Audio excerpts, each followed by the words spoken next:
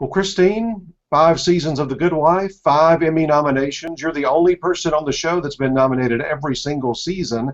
Is this kind of getting old hat for you now? Oh, no, no, no, not old hat.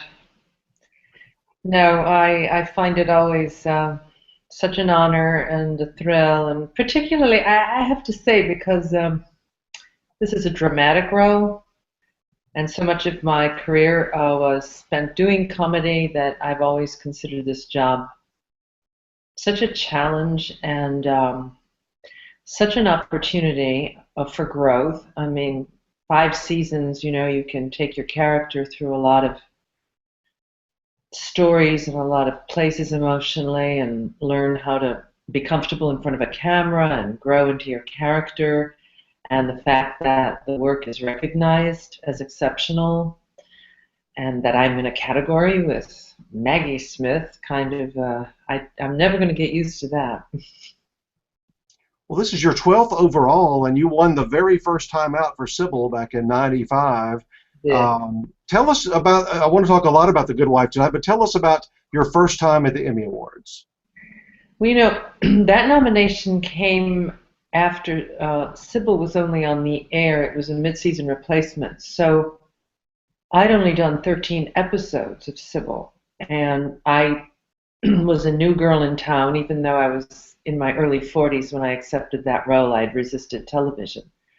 So I finally, went to Hollywood and did this, character that, I only had the pilot script, but I kind of smelled off the page that this character was really witty and funny. And I took the jump, and that character just really scored. I think American audiences had never seen a martini swilling, witty, irreverent woman like that. And, the character just popped out enough. I got a nomination, and honestly, I'd never been to a Hollywood Awards show. The red carpet was all new to me. We were stuck in traffic. I barely sat down, and I remember looking down because I had a kind of bustier on, and I remember just kind of adjusting myself, and Kelsey Grammer and David Hyde Pierce came on to announce the Best Supporting Actress, and suddenly I was up on the stage. It was an out-of-body experience. But anybody who wins awards says that it's like going under anesthesia or something. You're suddenly the adrenaline just kicks in. But I'll tell you something really interesting. I was backstage having won the first award of the night when I heard that the first award for dramatic supporting actress was won by a young actress named Juliana Margulies. So we were both first-time Emmy winners at that award show, and my manager actually sent me a picture. We were on the cover of Variety, and it's the two of us as these Emmy winners, these young, I mean, so funny. Jules and I were laughing at of course, our hair. You couldn't plan that out if you wanted to. You could not, and I kind of hope both of us win this year just so we could put the two. Well, for the first 4 seasons, I know you're aware of this, but every single year, one of your folks have won from The Good Wife. Juliana, we'll say Archie won first, then Juliana, then Martha Plimpton, and then Carrie Preston. So one of you is going to win this year if that holds true. Well, I think that I'll tell you what. I think the show deserved a nomination. I think the writers deserved a nomination. It was an extraordinary season. And the reason we have these nominations, Josh and Jules and I, is because the writing we were given was so powerful, so dramatic. I just tip my hats to Robert and Michelle, and I wish they had been recognized for creating such. I mean, it's 22 episodes, and so much happened in the course of that season. Certainly for my character. Well, let's talk about that for a moment. You start shooting in the summer. I know we already know that you've been shooting season 6, the first few episodes, but take us back to the beginning of season 5. When did you realize, I know every season's a good one, but when did you realize, hey, we got something really special going on here for season 5? Well, I was privy to the fact that Josh would be leaving before I left the season before. Jules and I were the only people who knew that he had made that decision. We also knew how he was going, not exactly, but we knew he would be taken out by being shot. And so I lived with that knowledge going into season 5.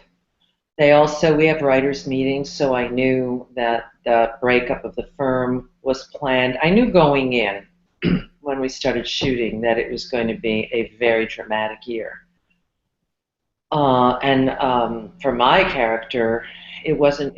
It started even before the breakup of the firm. It started with my giving that interview to the law review and outing my partner. He then threw me out of the firm, so I literally began the year with my partner, Will Gardner, literally firing me, and we had that tremendous emotional, um,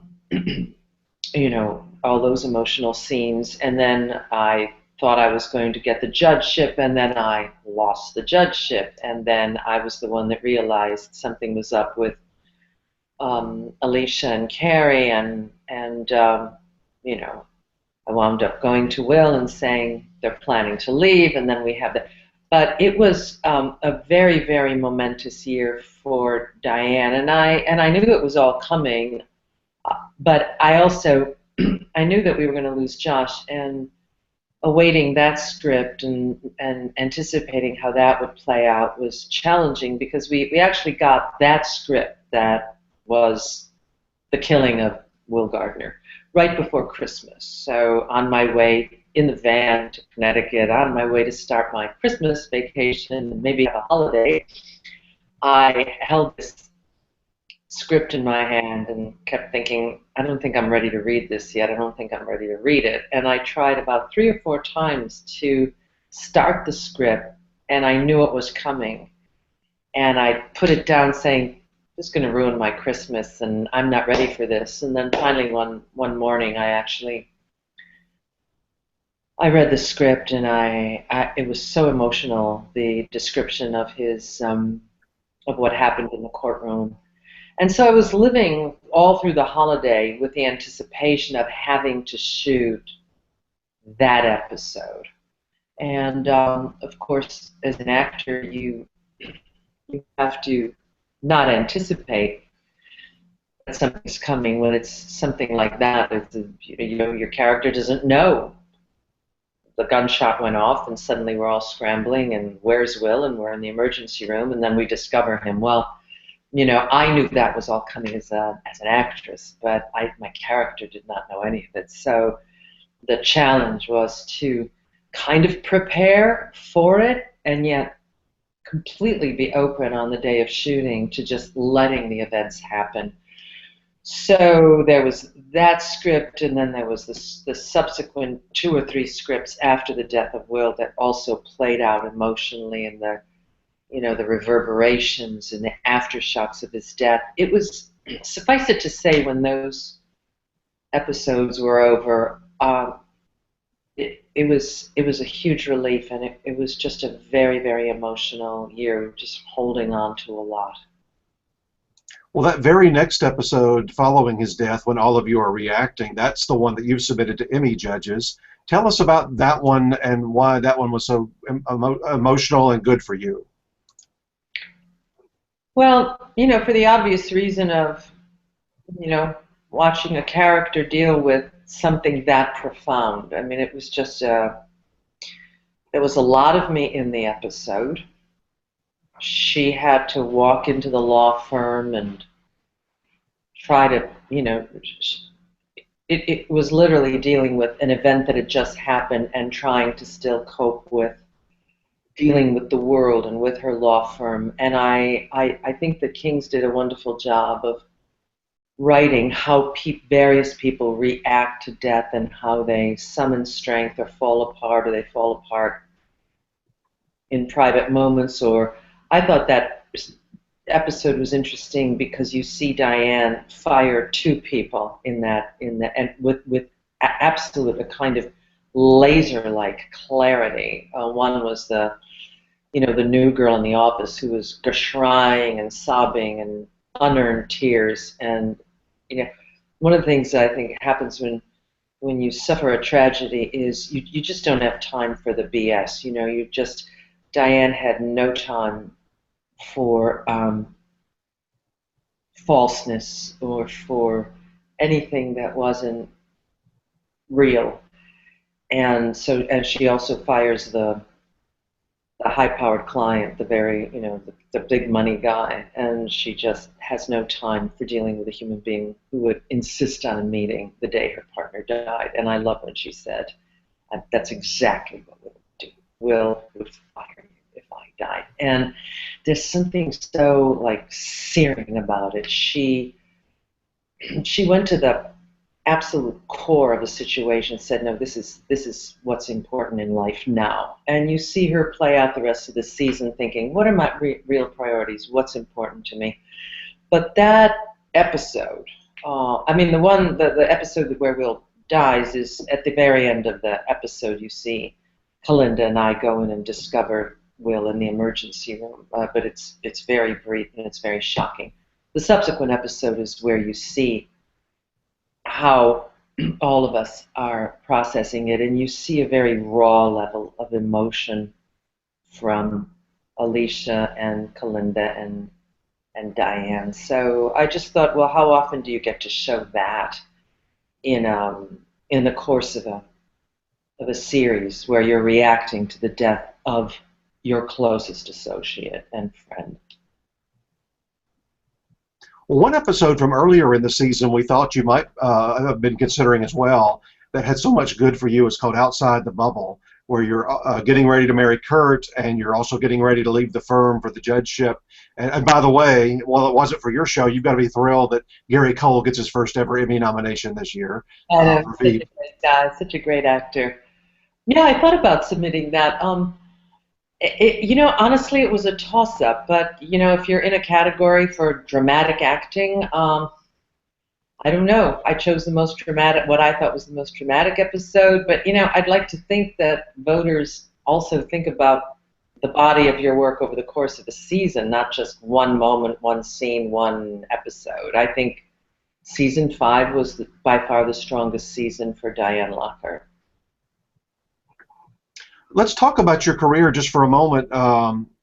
We talked about it at the top as well. Just such a great awards kind of a career, and we talked about the Emmy. But this is the 30th anniversary of your Tony win. You were just right off the bat, you win for the Real Thing, and then 5 years later, you win for Rumors. Tell us about that really kicking your career off. My gosh, 30th. Well, you're the one who clocked that one. I didn't. How fun. Yeah, that was just so extraordinary to be in the company of those people, Mike Nichols and Tom Stoppard and Jeremy Irons and Glenn Close. That was just such a special. That was my first Broadway hit. It was a great play. They're about to revive it. Cynthia Nixon played my daughter. She's now about to be in the revival, playing the role I originated in The Real Thing. And we were all up there and we all won Emmys. Mike, Tom, Jeremy, Glenn, and I. And, I always said that was like a trip on the Concorde to Paris. It was an actor's dream to be in that situation. And that was my first nomination, my first win, and I will always remember. And I was 6 months pregnant at the time, so that 1984 was a pretty special year for me. Not just your first win, but you had the second 5 years later, also for Neil Simon. And you're 2 for 2. You've never lost at the Tony Awards. Yes. Wait, no? Did I ever lose? Yeah, I think you're right. I'm 2 for 2. Maybe I better not push my luck. No, I think people want to see you back on Broadway. You need to push your luck. One thing about Neil Simon, too, one thing that I like about you, and I told this to Glenn Close last year, I love the fact that you're willing to give back when there's something like a Kennedy Center Honors or other of those life achievement kind of things. You go and you would not only attend, but you will be part of that presentation to that person. And I remember you, I believe, on the Neil Simon one, and you seem to really enjoy that kind of thing. Well, that was another thrilling evening of my life because it was the first time I had attended the Kennedy Center Honors, which is such an extraordinary event. I mean, you just rub elbows with the most amazing people. And I remember walking out onto the stage, and there was President Clinton and all the eminent people in the audience. But to my left was Sid Caesar, and to my right was Nathan Lane, and I was the girl, and the three of us were doing Neil Simon. And I just thought, how did I ever get here? It was awesome. But you know, Neil writes in my Tony Award speech when I accepted for Rumors. I did say that Neil Simon, I don't know what number I was, but many, many, many actors have won Tony Awards for performances in Neil Simon plays. Yeah, I went back and watched both of those speeches today, and I believe you said you were the 12th, and that you may have to borrow $1 million from him because you owed somebody off that victory. My producer, Manny Eisenberg, yeah, I bet him a lot of money that I would lose, and he was absolutely convinced that I would win. Well, one other area I wanted to ask you about in terms of awards was the SAG Awards. You win right off the bat there as well in '96 for Sybil, but the following year, and I had Nathan Lane on last summer, we talked about this, the Birdcage wins Film Ensemble, and I've never seen more of a surprise group going on stage for that. Well, you know, the SAG Awards didn't quite have well, none of the award shows back then had quite such hype to it, and we were just sitting there and having fun and, you know, just eating and drinking and goofing, and suddenly, I mean, we got that best cast. Nobody knew who was going to speak, and we were all just sort of thrilled and goofy about it. But yeah, actually, to this day, when people, you know, recognize me for whatever, you know, often they will say, "You were in the Birdcage." The Birdcage. I've seen it. You know, it's still one of people's favorite movies, and when I see it, I think it's just one of the funniest movies. I was very lucky to be a part of it. Well, speaking of Nathan and you and so many people on your show, whether they be guest stars or regulars or Broadway veterans, whether they're musicals or plays, do you think the Kings could put together some kind of a musical version of The Good Wife, maybe in a dream format or something? I know we're always joking about it. In fact, just now I finished a scene with Linda Lavin in court. Linda Lavin, I worship her. We've had so many, and Michael Cerveris was in court. And of course, we've got Alan, we've got Nathan, we had Kristen Chenoweth. We're always joking that Alicia should have some kind of dream, there should be a dream sequence of some fabulous Christmas party, and all of these characters will get to sing. But it's just not, it doesn't quite fit with the tone of our show. But hey, maybe in season 15, when we're, you know, just scraping the bottom there for ideas, I think it sounds good. Well, maybe at least some kind of charity event in New York or something. I mean, you have to put all that talent to work. It is a lot of musical talent that's getting to do dramatic work, I must say. It's great. One last question. You've got a big awards contender coming out in the film world around Christmas time, Into the Woods, and just a massive cast there of well-known people. And you're getting to work with Meryl Streep again, too, after working with her before. Just give us a glimpse at Into the Woods and what we can expect. I think it's going to be absolutely extraordinary. Of course, I've worked with Rob Marshall. We won a SAG Award for Chicago. I did Mary Sunshine with him. I think he's a great visual artist, a great visual director. It's beautiful in its conception. The songs come to life because of the visuals, and it's an extraordinary cast. We had a marvelous time making it, and I'm just so happy that a Stephen Sondheim musical may, you know, stand a chance to really like that Steve's work would translate on film. I think Sweeney Todd was great, but it was more of a Tim Burton film in conception, and I think this could really be like such a great remembrance of his work. And the score, I mean, I've heard the score sung many times, um, with this cast, and they're wonderful because they're really singing actors who do film. So it's a great hat trick.